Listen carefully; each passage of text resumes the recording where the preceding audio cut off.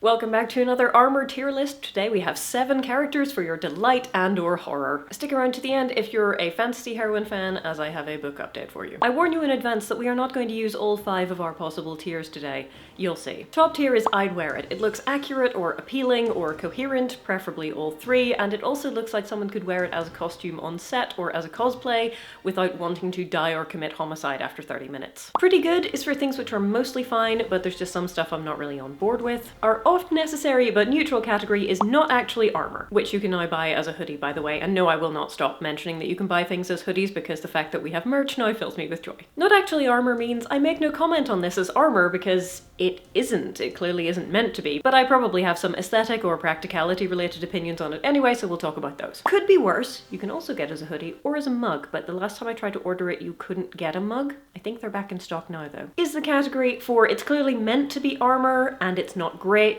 but they tried. And at the bottom, everyone's favorite. Just stab me now. It's not protective, it's actively hindering the wearer, and it makes you look like an Eejit. Possibly the look you were going for was sexy Eejit, as we will see, but an Eejit nonetheless. Cheers. Sarah Kerrigan, Queen of Blades. Okay. Is this armor that she puts on, or is it grown? I guess the question I'm really asking here is, does this woman have high-heeled feet on purpose? Normally I don't bother to find out any context beyond what I already know about a picture because, honestly, I feel like that makes it less entertaining, and also I get more engagement when people leave me 8 paragraphs of fluff in the comments explaining the in-universe justifications for things. Never change, Warhammer fans. But in this case, I feel like I have to know. To the internet! As far as I can tell from a brief search, this stuff grew on her, and not in necessarily a consensual way. Alright. She also seems to have psychic powers. This, you know what? It's just hideous. I mean, I think it's hideous on purpose. I think that's what they're going for, but it's just looks so ugly. So this insecty stuff is presumably pretty protective, and it does cover most of her body, so I guess points for that. It is literally growing on her skin rather than being something that she puts on over the top, so it makes sense that it's formed to her body. I mean, it's still a choice made by the artist, but it is at least a choice that makes sense. But the shoes, why? She is pretty well protected aside from this, so I'm going to go with could be worse, but not by much.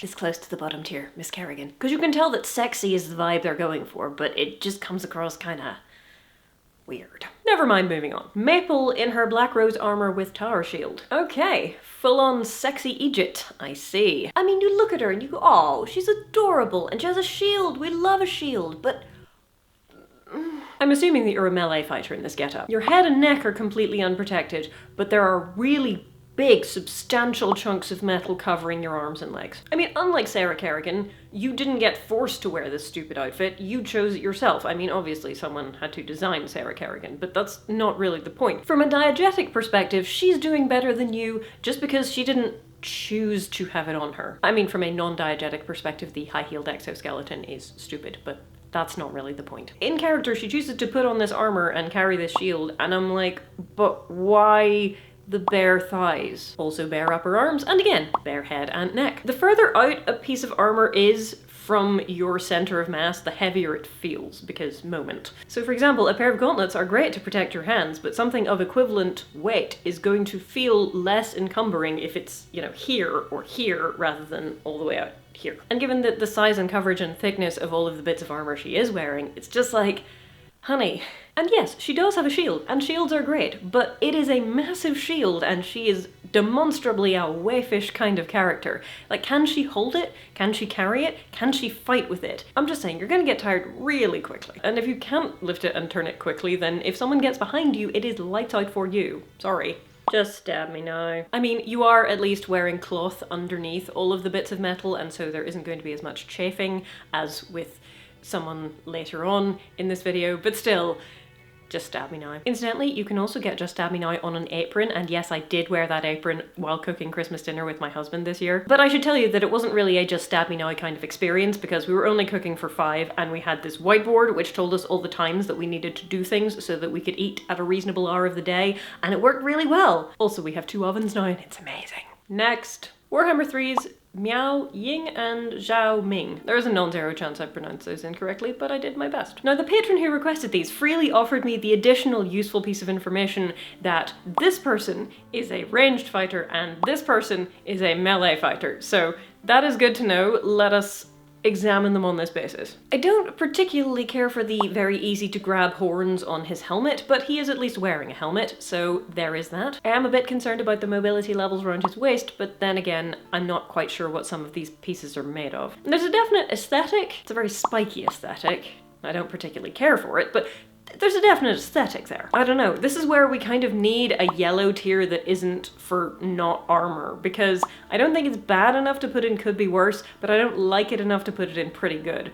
It's fine. If you have a strong opinion on whether or not it should be in the green tier or the orange tier, do leave a comment and let me know, but it's kind of, it's alright. Compared to the other stuff we've had today, it's amazing. Practicality-wise, I'm a little unsure about it. Aesthetically, it makes a strong statement, but not a statement that I particularly like. Just looks kind of fussy. I don't know. Just looks kind of fussy. Now this, even though it is demonstrably less protective, I like a lot better because it's a lot cleaner looking. And of course, because she is a ranged fighter, protection is important, but not as important as if you're in melee, and mobility is important, but not as important as if you're in melee. And she is wearing a weird headpiece and not a helmet, but I suppose you do need to be able to see as far as possible if you are ranged and magic is your thing, so that's kind of semi-justifiable. So even though the dragon around her waist is probably going to make it difficult for her to bend, I think I'm still going to give this one a pretty good. She's protected her torso, she looks pretty comfortable, she's a ranged fighter, and she doesn't really need the same kind of range of motion that Mr. Melee over here does. Shout out to those of you who are old enough and British enough to remember Mr. Motivator and his 90s spandex. Ah, the 90s. What were we wearing? Where was I? Right. Robin Hood and the Sheriff of Nottingham in the final fight from Robin and Marian. So I've been looking at this footage, and can anyone tell me, because I cannot work it out, is the Sheriff of Nottingham actually wearing a hauberk or haubergeon or mail shirt or whatever you want to call it? We call it whatever around here. We don't get into the distinctions. Is he actually wearing one of those? Or is he actually just wearing mail sleeves attached to a leather surcoat? If the latter, then we're straight up just stab me now, but I'm going to be generous and assume that no, it's a full shirt under there, we just can't see it. He's not wearing a helmet either. And he could wear an open-faced one, that would be fine, and you could still see his actorly visage. As my stage combat instructors are wont to say, this is the moneymaker. But assuming very charitably that there is mail under there, then we're, pretty good. It's not standout amazing, but, it's very serviceable. As for Robin, what the actual heck is he wearing? I mean, it's fine for what it is, but I don't know what this thing on his head is. Like, it's some form of head protection, so points for effort, but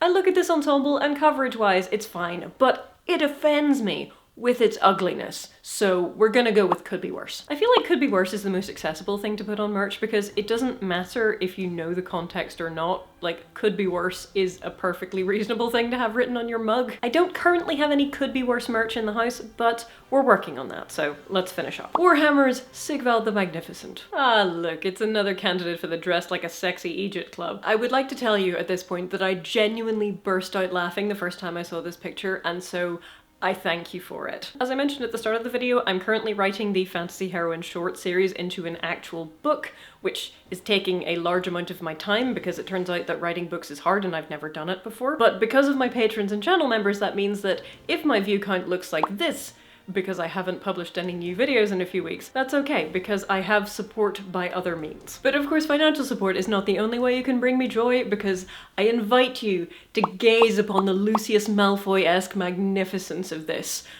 Where do we even start? No head protection, but it is Warhammer, so par for the course, really. Bare arms. Now, for all that I dunked on Maple over here, and to be fair, she isn't wearing any upper arm protection at all, she does at least have cloth under all of the metal visible, or at least under almost all of the metal that's visible. I mean, they probably put it in there for the sexy schoolgirl in stockings aesthetic, but if you're gonna be cosplaying something like this, being able to wear tights or stockings or some kind of fabric under your non-breathable metal or metal equivalent costume pieces is going to be an advantage to you. But Sigvald goes hardcore, so he just puts large chunks of metal straight onto his bare skin. He's also wearing male underpants, and I really hope that there is some kind of cloth under there for numerous reasons. Moving on, his cuirass, or cuirass if you prefer, is so tight that he's gonna have trouble breathing, and I know they modeled it on a muscle cuirass, but I don't see any straps that are connecting it at the sides to give him a little bit of wiggle room for